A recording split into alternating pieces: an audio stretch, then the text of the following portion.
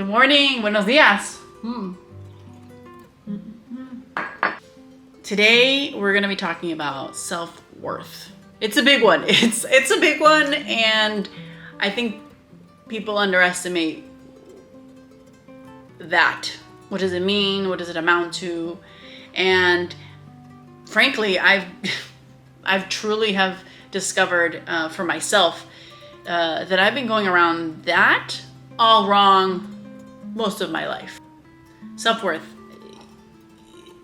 I mean, I can't even begin. I literally can't have the words, but I think that most of my life, I've contributed my self-worth to others, other people, other things, both, all externally, but we'll go into that in a minute, but never really pointing to myself. And I think that that's where self-love comes into play. Realizing that my self-worth has nothing, is not conditional. Who I am is enough, truly. And you hear that a lot. It's been said a lot, that you are enough. But what does that truly mean? That means that you as a person, your value has no contingency. There's no contingency on if you do the XYZ. You are a human being, and so therefore you are, you are of value. I think a lot of us think we need to earn the value. We need to earn the happiness. We don't. Some of you might know that already. Let's be real, right? A lot of these videos, you may already know this, but I'm talking to the people who don't. Yeah. And if you're still here, maybe you're one of those people. I'm talking to the people who try to compensate their self-worth with working overtime, with, obsessed with their physical appearance, all this stuff. And again, I'm drawing from my own experience, right? This is what I'm about to tell you. Is that I thought for the first part of my life, I thought that my self-worth was completely tied to my physical appearance. I was a 10-year-old who was journaling diets, who was running laps to lose weight, not to have fun. I wasn't journaling about the things I was doing. I used to. When I was younger, I would journal about how I went roller skating with my friend. I went and got ice cream. And then suddenly there was this phase, this turnover of just, this is what I ate, this is what I ate. I did 10 laps because I need to, I need to lose this weight. And I won't go into the factors that contributed to that. I think that's a whole other, to be honest, a whole other story and another thing to examine. But for now, I will just say that, when you feel that these are the things that, when you're a 10-year-old and you think that these are the things that are going to define you, you carry that through. And so I carried that through in my teens, my 20s, my 30s. I'm 35. I'm 35 and I'm now unpacking and understanding. And that's why with this wellness journey, and I'll make sure that I put a link in the description to the first 15 pounds that I just lost. And it was slow moving. It's been slow moving. But what I've been able to do is break down the psychological components to why I've been yo-yo dieting my whole life. And it was tied to this idea of my self-worth.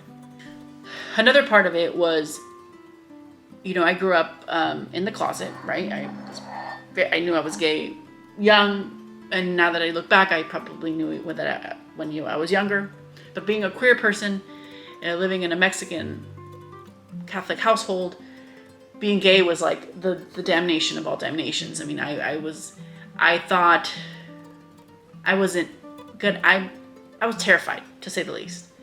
And it took, and I thought, well, if I'm gay, then I must prove myself as a self-worth.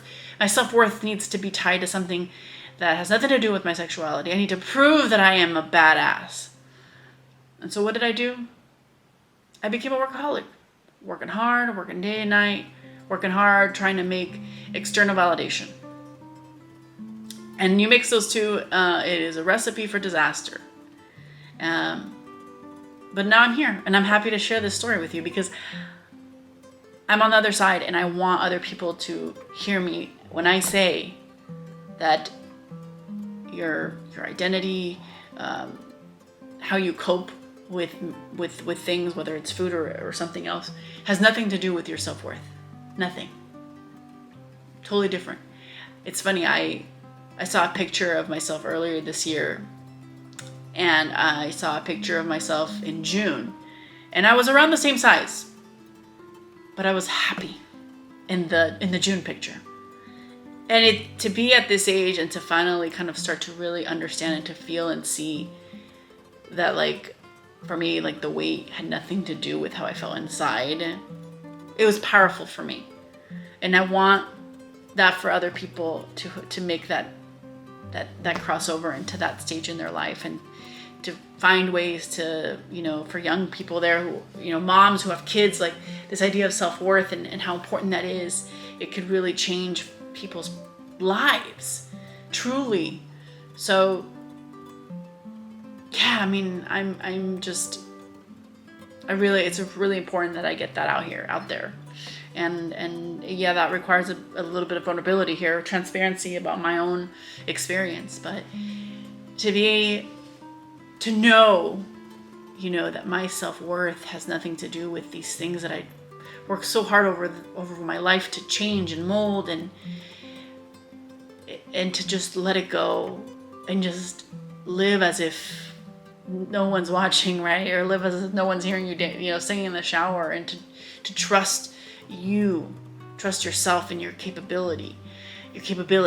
I think that's where I'm at, and I am, gonna keep working through what I got going on. But I think that it's important to share this with you, that your self-worth is not based on, anything that you think might be conditional to the way you do things.